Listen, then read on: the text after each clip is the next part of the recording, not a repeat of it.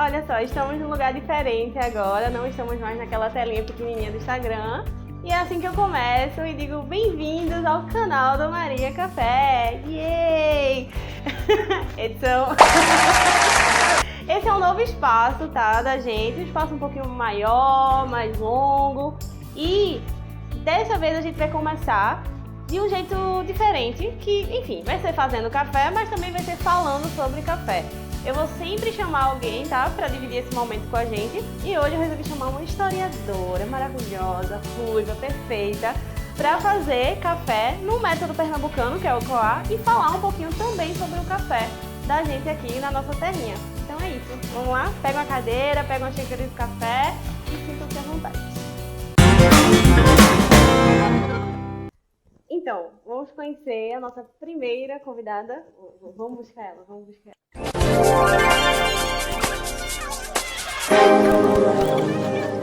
Bem natalina. Que vamos fazer café e falar sobre café. Animada, Tá bom? ansiosa, nervosa. Então, deixa eu confessar uma coisa real pra vocês.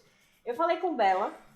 Eu preciso pegar. Amiga, vai pegando a água enquanto eu vou falando. Pega as duas chaleiras. Prop. Eu falei com Bela, fiz assim, amiga, vamos gravar um vídeo falando sobre café? Vamos! Ah, incrível! Não. Chaleirinhas. E aí, como é que vai ser? Então, pesquisa aí sobre o café de Pernambuco. Literalmente, pesquisa aí, tipo, te vira. Te vira e traz pra gente alguma coisa que eu não sei.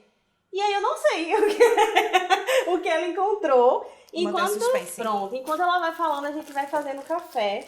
Sabe fazer café, amiga, no coar? Então, amiga, não é só jogar a aguinha no pó, não. Então, primeiro a gente vai fazer uma introduçãozinha aqui, fazendo café, e depois a gente vai começar a conversar. E aí, amiga, o primeiro passo? Deduzo que você pega o filtro e você coloca no seu coazinho o filtro. Pronto, aí a gente dobra aqui, amiga. Tem umas Tem que... Isso é pra dobrar, sempre foi. Sempre foi a vida inteira. Aí Correta. dobra, porque aí, ó, ele cabe melhor assim. Correto. Pronto. E a gente já tá com os cafés moidinhos aqui, tá? 24 gramas pra cada, a gente vai usar 300 ml de água. E é isso, aí você vai me acompanhando e Certo. me fala o que é que você... Primeiro tem que lavar o filtro, tá, amiga? Me fala o que é que tu encontrou. Então, amiga, quando tu me deu o desafio de procurar, eu fiquei nervosa, porque pensei, não, café é o quê?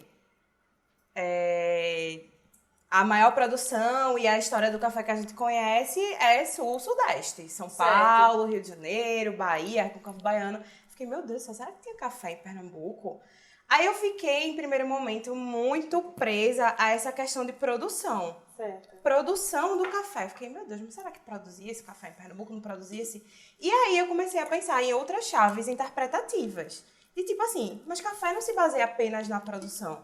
Café é também uma questão de sociabilidade, de você reunir pessoas ao redor para tomar aquela xícara de café. Será que a gente tinha isso mais para trás no tempo? Não é só de agora, né? Que eu vi falando no blog assim, café une as pessoas, então sempre uniu as pessoas. Então, quer dizer, será que café sempre uniu as pessoas? Como era essa relação das pessoas com o café aqui em Pernambuco?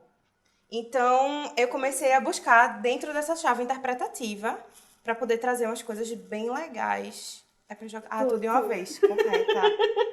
Pra trazer umas coisas bem bacanas pra gente. E agora, amiga, movimentos circulares, tá? Circular. Pra isso. Pronto, pode continuar.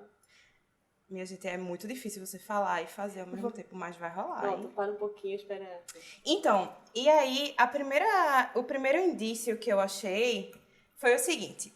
Como era a vida noturna em Pernambuco no início do século XX? Conta. Ai, eu tô empolgadíssima. Super.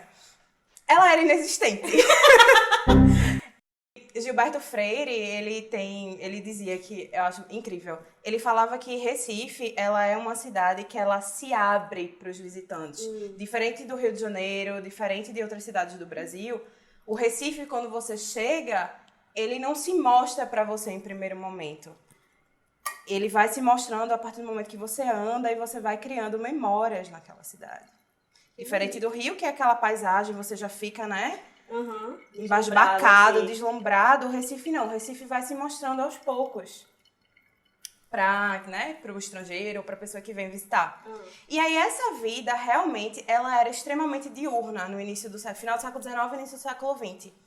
Ela era diurna mesmo. Quando eu falo em Recife, nesse período, é o bairro do Recife. Aí São José, Santo Antônio, Boa Vista, porque era onde realmente estava acontecendo a vida na cidade. E aí, porque o resto era engenho, né? Produção açucareira e tudo mais. E aí, você vai ter, nesse momento, prioritariamente a parte comercial, que ocorre pelo dia. Então, quando dava, assim, 8, 9 horas da noite, morria. Acabou, não tinha mais, era assim, deserto. E aí, tanto o Gilberto quanto o memorialista maravilhoso que a gente tem, que é o Mário Sete, eles começam a perceber certas mudanças nesse viver a cidade à noite. Que é aí onde entram os nossos cafés. Os cafés, eles vão ser super comuns no bairro do Recife. E aí você vai ter um café que era super famoso, que era o Café Continental, mas era conhecido como Café Lafayette. Porque ele ficava ali na Rua do Imperador com a 1º de Março. E aí era uma tabacaria também e ele ficava naquele espaço. E o Café Lafayette, ele era frequentado por todos os tipos de pessoas. E quando eu digo todos os tipos de pessoas, era assim: políticos, jornalistas, estudantes, ao baixo meretrício, como era colocado na época, né? Prostitutas. Baixo meretrício. Prostitutas, enfim, os vagabundos da época. E aí, pra elite, o Café Lafayette e alguns cafés no Recife, eles eram realmente lugares que você... não era legal você ser visto frequentando. Cafés? Por quê? Essa concepção de café que a gente tem hoje como um lugar, de fato, para consumir café, não era essa concepção do século XIX e início do século XX. O café era como... Não, amiga, o café era como se fosse um bar. Ele tinha de tudo. Ele tinha café, ele tinha as comidinhas, mas ele também tinha bebidas, ele também tinha jogos. Então, era um espaço que era... Durante o dia, você ia lá realmente para tomar o seu cafezinho, comer o seu pãozinho, e à noite ele virava mais uma espécie de bar. E aí, tinha de tudo. Rolava assim, tipo... No primeiro andar, por exemplo, você tinha algumas cafeterias que elas tinham primeiro andar. E aí tinha mulheres dançando, enfim, para servir aos prazeres dos homens. Onde tinha café. Onde tinha café também. Então era um espaço que a gente pode chamar que era um espaço de diversão. E era um espaço de diversão que estava muito associado a esse desvio da moral e dos bons costumes. Então, a elite ela não queria, de forma alguma, ser vista frequentando esses espaços. E aí, era super comum dentro da documentação você achar, nas documentações policiais, brigas e, enfim... Dentro desses espaços. Super comum. E aí, você tinha o Café Continental, que era o Café Lafayette, como era conhecido. E você também tinha o Café Rui, que era ali perto da FDR, e aí era estudante de direito e tal. Então, o espaço desses cafés, eles eram também espaços políticos, porque eram espaços para além da sociabilidade, eram espaços em que você tinha esse diálogo e debatendo esses conflitos políticos. Por exemplo, Mário Sete, ele tem um livro que é maravilhoso, que é Machambombo e Maracatus. E aí ele fala de vários aspectos da cidade, e um deles são essas cafeterias, esses cafés, esses bares. E aí ele fala que ele frequentava, né, com os amigos literatos, poetas. E aí uma vez ele estava acho que era no Rui. Ele estava no Café Rui. Não, ele estava no Girão. Ele estava no Girão. E aí eles começaram a debater sobre a revolta da vacina que estava acontecendo no Rio de Janeiro. Então era um lugar para debate político, era um lugar de sociabilidade, mas também era um lugar que pelas elites era visto e também pelos jornais eram colocados dessa forma como um lugar realmente de baixo meretrício, de vagabundos, de prostitutas. Tinha um café que eu achei super curioso, que era o Café Chile. Eu já tô elitizado. Menina, e hoje, exatamente, para você perceber essas mudanças de conceito de comportamento. Então, assim, o Café Chile, ele era um café que ele queria ter o diferencial, porque ele era um café mais voltado para as elites. Então, assim, Café Chile. Ele era um café que eles colocavam, e aí você acha em propagandas, enfim, de revistas da época, que ele se colocava como moderno. Nós temos as melhores maquinárias, é o melhor café, que era o café paulista. Então, assim, atraindo mesmo um público específico.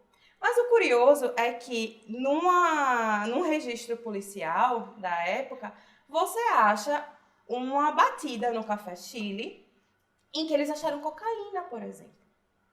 Eu nunca achei que que assim, fosse relacionar. Então tá ali, veja, eu tô ali vendendo polícia cafezinho, com café. eu tô ali vendendo minha cervejinha, eu tô ali vendendo os croquetinhos, os biscoitinhos e eu também tô vendendo cocaína, entendeu?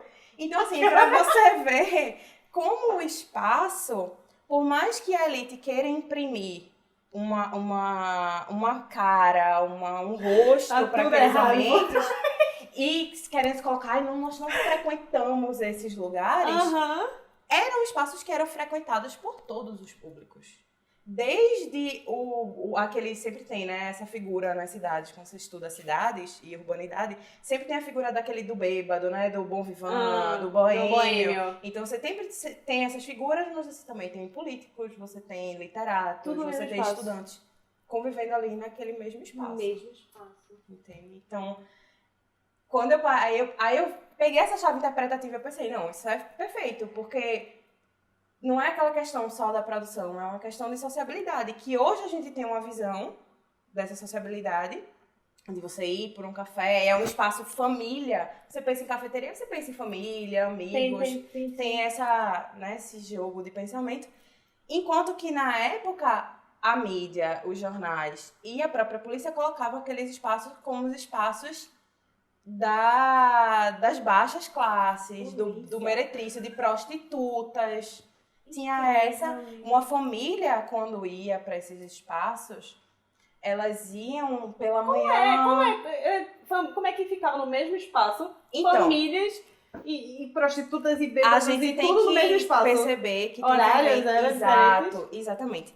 Esses espaços, eles viravam animados e badalados à noite, porque é quando você começa a ter essa vida à noite. Durante o dia, eram espaços mais tranquilos, você ia, tomava seu café, também era um espaço para muitos trabalhadores que trabalhavam ali no centro, então iam fazer refeições.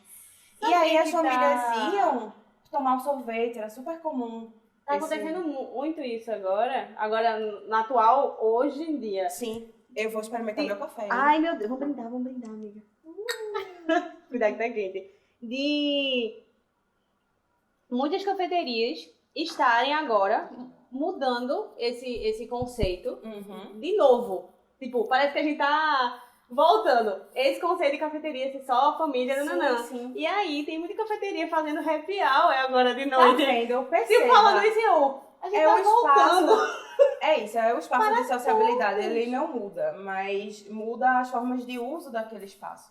De como você percebe aquele espaço durante um determinado período de tempo. Se de manhã, de tarde ou de noite, por exemplo. Tem essa relação entre, porque quando a gente pensa em cafeteria, a gente pensa num espaço tipo de café, de alimento, e não necessariamente um espaço de beber, de shows. Você paquerava, o Lafayette, como ele ficava numa região privilegiada, porque passava justamente na frente dos trilhos do bonde. Da época eram bonitinhos. E aí, esse aqui hoje tá, ó.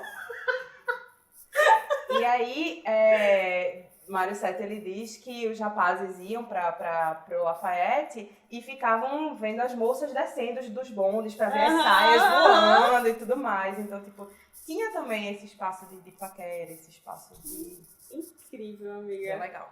E pra você, amiga? Café na sua vida, o que é o café pra você? Então, a minha família sempre teve uma relação bacana, assim, com o café. Quer sentar, amiga? Sempre foi assim, de consumir muito café. Eu lembro que minha avó adorava, mas a gente nunca teve essa questão de, vamos sentar e nos reunir para tomar café, sabe? Nunca teve essa questão, assim. Café era algo que tinha de manhã lá e todo mundo tomava. Na garrafinha, né? Na garrafinha térmica, verde. Verde! Exatamente. Só existia garrafa verde, porque minha avó também tinha garrafa verde. É da moda, eu acho. Eu tô sempre indo. E aí, Café sempre foi algo realmente, tipo, eu lembro que minha avó gostava muito, mas sempre foi algo, tipo, tomar um café pra acordar, tomar um café. É, eu muito eu energético, sentia, né? Eu sentia muito aquela questão de vamos apreciar um café. Sim, sim. Isso é muito novo. É muito. Outro tópico pra gente falar de outro vídeo. Eu lembro que quando eu era mais nova eu não gostava muito, assim. Amargo. E aí, amargo e tudo mais. E aí chegou a faculdade, né, minha gente? Ai, amiga, achei que fosse chegou Maria Café. Não, calma, amiga. Chegou a faculdade. Aí a gente sentiu a necessidade de o quê? Ingerir líquidos para nos manter ali firme e forte. E aí eu comecei a realmente tomar café. Aí comecei a pegar gosto. E aí eu te conheci. Aí eu descobri que tem cafés diferentes daquele que a gente comprou no site do supermercado. E aí, pra mim foi tudo, assim. Porque eu já gostava. E aí descobri que existe esse mercado e novos sabores e Outro novas mundo, possibilidades. Aí pronto. Acabou comigo e com a minha labirintite. Ai, é isso. Ai, fiquei nervosa, estou feliz. Então, eu espero que vocês gostem. Tanto quanto eu gostei desse primeiro vídeo, dessa primeira experiência com esse novo canal. É algo novo pra mim também. E é um conteúdo bem diferente do que eu faço lá. Envolve café. Mas eu tô encantada, foi muito gostoso estar aqui. Então é isso, vão lá no Instagram, Maria Café Blog, pra ver. Se inscreve no canal. Se inscreve no canal, dá um like. Deixa o seu curtir. Isso aí vão lá e bem-vindos aqui. Comentem como essa mulher perfeita. Essas como mulheres. Esse conteúdo vai ser incrível. Ai, obrigada, amiga. Então é isso, bem-vindos. Tchau!